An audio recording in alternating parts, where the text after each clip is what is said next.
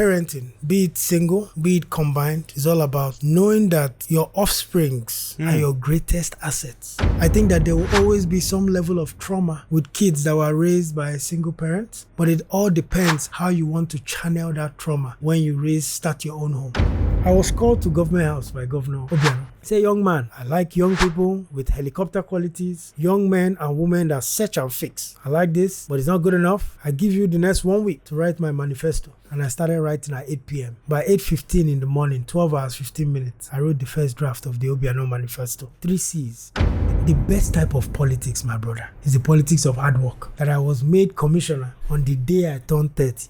I will not say anything negative on the governors in Anambra State. But Anambra will wear a different look if Soludo was governor 10, 15 years ago. If Niger State at 72,000 square kilometers, 10 million population, has one education policy, one health policy, and then us who are just about 40-45% of that size, maybe if we are a bit more strategic, we could make the Southeast the preferred location for investments. When we look at the last 40 years, can we say that the Southeast is maximizing its potential? I don't think so. We've tried a certain way. Are we going to go on this same cycle and do the same things our parents and their generation did?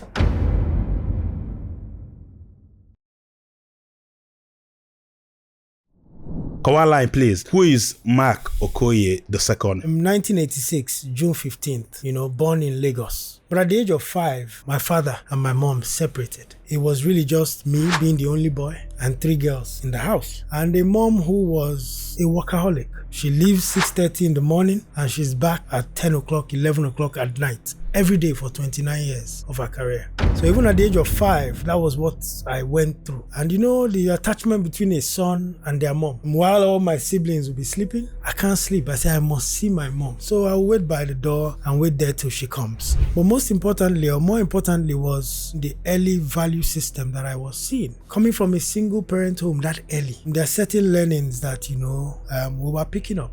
I feel like I had to be quite mature from very early on. You are 5, don't do what these other men do. Be focused, be disciplined, always take care of your wife, always take care of your sisters. You're their father. Imagine telling a 6-year-old. This was really the era of the military rule where we were born into. But my mom liked the newspapers. So oftentimes when she gets back, I'll go and pick up the newspapers from her. It started from reading the comics behind Champion on Tunde Smart, which started to also do political comics. And suddenly, from about 6 or 7, from reading the back of the comic, we started to turn. And then we started to see the headlines. This governor, that one. Mom, why do we have green plants in front of our car? The 92, 93 situation, all those questions. She kept calling me curious cat. Then somewhere in the background, I kept hearing, your dad used to be in politics. The relationship was not very strong because we were not living together. And throughout primary and secondary school, because my mother was going through the process, she was using loans from the bank to finance our school fees. She says, my children must go to the best schools, but she could not pay for it from her salary. And then at the end, when she has cleared the loan, 1 month or 2 months later, she takes it again. Her greatest investment will be her children. And I'm thankful for that. My brother Ebezina, Ozugo, I told you whenever you want to purchase land, come to Pine Leaf Estate and Properties, so you can buy peace. In Southeast and South-South, it's only 2 real estate companies that we have, Pine Leaf and others. But next time, avoid this. Come to Pine Leaf Estate and Properties and purchase peace of mind. And I was fortunate to get education away from the shores of Nigeria. But I have seen 100 times more competent people that went to school here and have achieved 10 times more than any of us that went abroad. I would say the only advantage is that you get to mix with other people from different walks of life. I'm only going to benefit from education there. Once I'm done, I must come back home. So I went to George Washington University in DC and studied finance. So I finished December 14th. By December 16th, I was boarded on a flight back to Nigeria. And very early in January, I showed up at 2 investment banks for interviews. One of them was AfriInvest in Lagos. So coming into there, got in at 21. My first boss, when he was interviewing me, he said, I will take you of average intelligence. I said, "Hi, Chineke." As soon as I got that job, I think our pay was 47,000 every month. I told myself, this man is going to regret this thing he just said. My first day on the job, went through, first batch of people left around 5, and the last batch were leaving at 10. And I saw a young guy called Maiwa. Everyone seemed to revolve around him. I said, I need to know everything you know. in 1 month. He said, you are a lunatic. I gave him a room in my own apartment so that me and him could be at the office, working overnight, go home together, then we'll come back again in the morning. Every week, out of 5 working days, I was sleeping in the office 4 out of 5. I quit at that company 2 times. At some point, my brother, I just felt as much as they're paying me well compared to my peers, there were other organizations that were paying better.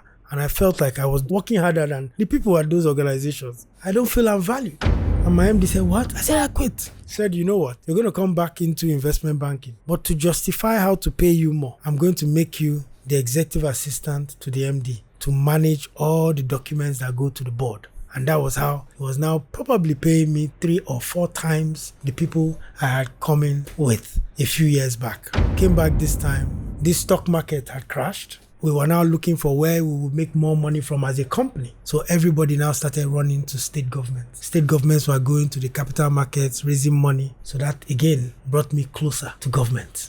I woke up one day and I decided to write to a certain person who was running for Anambra State governor in 2010. I wrote to him in 2009. That man is the governor of Anambra State today. But I happened to have listened to him at Oriental, where he created the concept African Dubai Taiwan. I was the youngest in that group, listening to Odenibu. The Jonathan administration started. Again, a young man who was so energetic. This time, I wrote to 42 ministers. Not one response. So there was this one day, a former governor of Cross River State, Donald Duke, had these ideas on how to do a project somewhere in the Southwest. So he came to our company and asked us for support.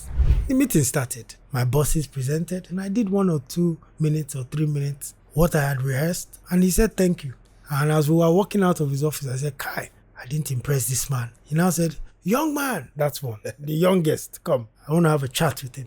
Before I even took a seat, I said, Your Excellency, I've been preparing for this moment. I've written letters to multiple ministers, to multiple governorship aspirants. I just want to understand government. I want to understand development. I'm appealing to you to please take me as your mentee. He said, well, I have no other choice. You've already made that case. So this one day he said, what state are you from? I'll introduce you. And introduces me to the then governor of Anambra State, Governor Obi. He says, hello, hi, how you doing? Then he was walking away. I said, Destiny can't walk away anymore. I have my CV in my pocket. He looked at it, okay, no problem. For 3 months, I didn't hear anything. Hundreds of calls, nothing. Until one day I just decided, I said, I'll resign from Lagos and move to Anambra. Started off with Government House here. Sit outside with the mobile policemen, gist with them. I'll buy them London dry gin. Say, when does the governor come to work? We'll spend the whole day there. After 3 days, he said, Bia, governor does not work out of here. He works out of Amobia. Mind you, the job I left at that point, having started at 48,000 naira. When I left that job, I was earning 875,000 naira. In 2012, I was getting paid another 12 to 15 million annually. It's called a bonus, pay for performance. My view is that money was not necessarily a motivation at that point. And I started searching for a deeper meaning of why I and human beings come to earth. So finished, we enter Amobia, we'll sit at the gate. That one was more brutal because that's where the governor stays. Go. So we started the whole process again, telling all sorts of many white lies here and there. We were outside there for maybe another week and 3 days, calling, until one day we got the number from the PA, appealed to her. She said, but your name is not on the manifest. I said, it is. She said, okay. Eventually, I was handed a letter. And that letter says, you are hereby appointed Senior Special Assistant on Investments. I took that job and worked so hard. And the same culture of the private sector is what I was doing in government. I left the government office 1 a.m., 1:30, back again by 7:30. Good news. From anywhere you are in the world, you can now be our guest on Gbam. As long as you have an internet connection and a mobile device, you can now be interviewed from our studio anywhere in the world. Contact the numbers on your screen to book a session with us. How was the Obiano's administration? And what's up with the whole age matter that year? Guide us. We've not heard that gist well. Fantastic question. Early August was the primaries of APGA. At that time, I was actually working closely with the SSG of Seluka Baze, and we thought he was even going to be the governor. So we invested time, association, support, and then last minute we hear he didn't scale through the primaries. And then overnight, there was someone called Willie Obiano. He came from America. He's going to be the next governor. It means you're on the outside. You can't get in. And then one day, he was at Trick Point. He was hosting a few people. And I was told, and I went there with a document, 2 pages. The first page is all the things I had done as SSA on investments. The second page were the things that I felt if a new government comes in the area of investments, what they should do. Do you know Anambra State Investment Promotion Agency? ANSIPA. I wrote that bill. This investment thing, we have to do it through an agency. So I said, I think if you come in, because you are coming from the private sector as a former DMD of Fidelity Bank, if you go with ANSIPA, you can use that vehicle to attract a lot of investments. You know what he told me? He said, young man, I like this, but it's not good enough. I give you the next 1 week to write my manifesto. I went back to my room that night. I said, God, what kind of opportunity have you given me? And I put out my laptop, brought out a bottle of wine, and I started writing at 8 p.m. By 8:15 in the morning, 12 hours, 15 minutes, I wrote the first draft of the Obiano Manifesto. 3 C's: continue, complete, and commission projects. So he assured me as we were going into the ABGA elections that you have a role in my government, but don't tell anybody. So by the time he came into office, March 17th, 2014, he called me. He says, where are you? Your Excellency, I'm in Lagos. He said, are you mad? He said, so you worked with me all this time. You now decided to run to Lagos when the government is starting? He said, my friend, will you come back here first thing in the morning? So I caught the first flight, came. He gave me the appointment letter again as Senior Special Assistant on Investments. He said, go and bring that draft law you have. You and the Speaker of the House of Assembly, Chinwe Webili, pass it into law in the next 4 weeks. In 2 weeks, they had passed the law. And that's how we set up that place. I served as the first executive director, ANSIPA. I was called to Government House by Governor Obiano to come and pick up a letter and help him deliver it at House of Assembly. So I pick up the letter and I drop it with Chinwe Webili in her office. And then leaving her office, I get another call from Obiano. Mark, say Bonyala. Say, so you can't say thank you? You didn't see what was in the letter? I did not open the letter. He said, go back to that office, then call me later. I got back to her office and I found out that my name was the 6th name on commissioner nominees to be made commissioner in Anambra State government at the time. I called him, I thanked him. He said, no. I like young people with helicopter qualities, young men and women that search and fix. So we went through the screening process, answered all the questions on the House of Assembly. The last one came, how old are you? I'm 28. Say, quick. Hit the gavel. The screening is suspended. 1 or 2 persons came to me and said, bros, we're going to fix it. Let's go to the court. Do affidavit that you're 30 because the minimum age for commissioner was 30 then. As soon as they left, I said, these are the guys. With this story that they know now, they're going to use this story and box me in someday. That if it is God that wants me to be commissioner, I'll be commissioner. You will. So I went to Obiano and told him. Woke up the next morning, got into the office. There was a letter on my table that they've moved me now from executive director and from senior special assistant to special advisor on economic planning and budget to oversee the Ministry of Economic Planning, and no commissioner will be appointed. So we kept moving, but it wasn't without challenges. They said this person is looking for this job or someone wants to be made commissioner. They said this person has carried money and are asking for this. The best type of politics, my brother, is the politics of hard work. And then my wife came on June 15th to come and see me in Oka for us to celebrate my birthday. We got ready, about to go to Finotel. I got a call. Mark, where are you? Come now to the House of Assembly. I have just been instructed by the governor to confirm you as commissioner. So that is where the youngest commissioner name came from, that I was made commissioner on the day I turned 30. You worked with Soludo briefly before you got to SEDC. What is even SEDC? My experience with Governor Soludo. The governor, very thorough, very broad, very knowledgeable. I will not say anything negative on the governors in Anambra State, but Anambra will wear a different look if Soludo was governor some 10-15 years ago. Around the time I worked in Lagos, the governor, who happens to be the president today and my boss, President Tinubu, Bola Tinubu, he was saying things like, they are working on the master plan for Eco Atlantic. I'm doing the master plan for Lekki Free Trade Zone, a place where refineries, industrial parks will be sited. He said, I will do light rail projects. At the time, he said, I will do Lekki Deep Sea Port. You don't want to know how people were abusing him. Hey, you stole our money. Use our money for this consultancy, this one, that one. 20 years later, Lekki Free Trade Zone. One investment, $18 billion. about 3 times the size of the Enugu economy. Eco Atlantic, 1,000 hectares of reclaimed land sitting on the Atlantic. American embassies there. All the banks, big banks, are building their head offices. These are all projects that completely have restructured and redefined the Lagos economy. It's the exact same thing Governor Soludo is doing. We'll put Anambra mixed-use industrial city here. We'll acquire 5,000 hectares next to the second Niger bridge. Some call it Onitsha 2.0. Acquire another 2,000 hectares on this road for the New Yorker. We'll move government house. We'll create the new Silicon Valley Solution Innovation District. To organize a society, to plan for development, you must take yourself out of a corker and stand and take a bird's eye view. We border 7 states. We have Onitsha River Port. We have Obaro. There is SIPCO here that is doing 10,000 barrels of oil. It's only about 25 kilometers from Onitsha Harbour Industrial Estate. We can pipe gas from there to Harbour and reduce their energy bill. It allows you to take that strategic view on a state. That was the work we did that will redefine Anambra's economy.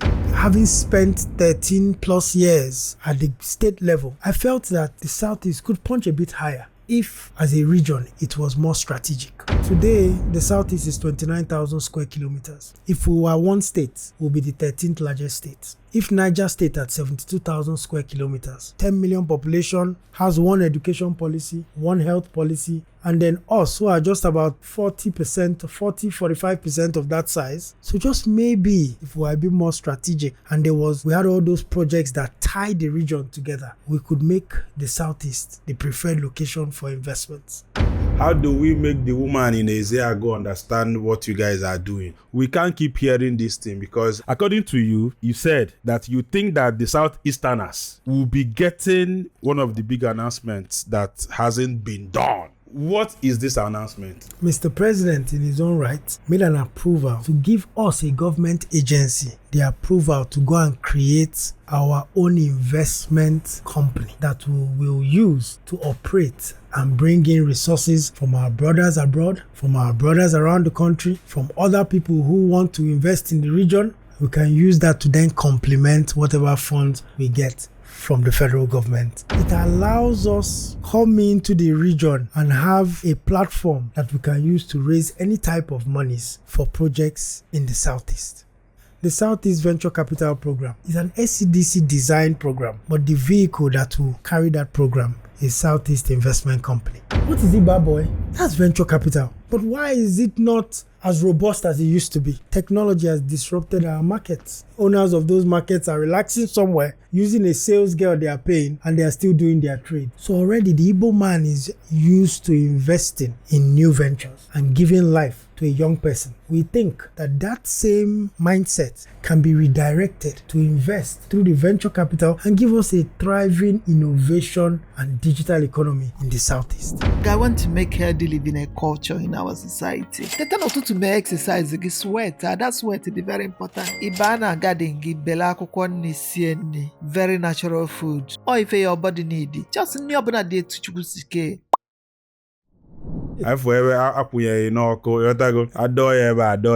Can you give us a robust explanation? Would you say the present HOI present or mistake? Are you still standing where you are? I've tried not to actually speak about this because I'm just someone who believes in allowing your performance speak for you. My records are there. I have served in Igbo for the last 13 and a half years. That was a budget session that lasted, say, about 2 hours, 15 minutes. There were probably about 7 or 8 senators that came in for the whole 2 hours. We spent the first hour taking the Senate committee through all we had done in the last 12 months. There have been challenges financially in terms of funding because the government is prioritizing some critical infrastructure projects. Do you just sit back and wait? Or do we take the bull by the horn and just continue to work such that this year, when the resources come, we can take off? We were there for 4 days, not doing any talking, but listening and hearing what the people want, documenting it. So seeing all of them on that day, and then all the governors giving their input on what they think we should do. Governor Abia said, you see geometric energy? I already have power there. We can increase the capacity and use that to feed power to all the states in the region. Governor Ebonyi said Ebonyi can be the agriculture hub and solid minerals hub. We can have a new cement plant. We can have agriculture industry that feeds the whole region. Governor Soludo said, keep it simple. Give us rail, give us gas, give us a regional security architecture and infrastructure that all of us can contribute to and work on. Governor Hope said, I am the gas basin of the whole region. Let's work on gas pipelines. Take the gas from Imo and let's bring it to all the different states. And then Governor Peter Mbah said, let's imagine a world of no borders amongst our states. Let's think together. Southeast should have one education policy, one healthcare policy, and the regional connectivity around transportation corridors. That was the critical feedback. And that informed also how we were thinking of our plans and our budgetary provisions. My big brother, Senator Tony Woye, he happened not to have come, I think, early for the meeting and popped in for about 5 minutes and then saw some parts of the document and made a comment that, some of the media people take one or two things, and our people need to understand that there's a strong commitment from the team to get things done. And then, social media, I think the young man who handles that page was clever by half and selected one or two areas, paint a picture, push a narrative. If you cannot take criticism, then stay in the private sector. The decisions taken by leaders in government that have redefined society, which people love today, everybody vilified them at the beginning. Are you saying that what Senator Tony Woye said was out of place? If he had heard the whole program, he would have a different opinion. In his remarks, he said that every community needs to feel SEDC's impact. SEDC is not a community development commission. SEDC is a regional development commission. If we're in a situation where the state governments in the Southeast are no longer building primary healthcare centers, building community centers, building boreholes, renovating classrooms at primary school level, they are handing that over to their local governments. How do we come into that space, create conflict, confusion, and disorganization? But our focus has always been region-wide infrastructure that touches on the entire region. So the only way Mama Chichi, Nona Okpomili in Ifteduno, will ultimately feel our impact is if perhaps there's part of Ifteduno that has land for agriculture. Okay. If there's part of Ifteduno that benefits from the sports grassroots infrastructure program. If there's part of Ifteduno that is carved by the state government and it says they want to do a special economic zone industrial park here and we're able to put our roads there. I think if he had sat in that meeting early enough, his comments would have been, let's take a back seat. Anambra North has Onitsha River Port. Anambra North has SIPCO, which is doing about between 7,000 to 8,000 barrels of oil with a lot of gas. Anambra North has Onitsha Harbour Industrial City, which has Dozie Oil, Sab Miller, all of those things. Anambra North has Omo Rice Mill and a lot of agro investments made in the 70s and 80s. Anambra North has the largest market in West Africa. Any one of these things I've said, if you resuscitate it, it's 20,000 jobs. My brother, we've been doing the same thing. I would have even said that Federal Ministry of Water Resources has done a master plan 8 years ago, 7 years ago, to bring pipe-borne water to the whole of Onitsha and its environs. That's a project that we should take very quickly, working with the key stakeholders, and take it to Ministry of Finance and appeal for it to be taken to World Bank so they unlock $100 million so that people get pipe-borne water in Onitsha. For me, these are the strategic sort of initiatives that Development Commission, us at SEDC, want to tackle. We are avoiding this Biafran conversation, which brings us to the person of Nnamdi Kanu. Can we have this Nnamdi Kanu's conversation, or do you think it's irrelevant? I'm of the opinion, at the crux of this issue of agitation, feelings of marginalization, is purely an underdevelopment issue.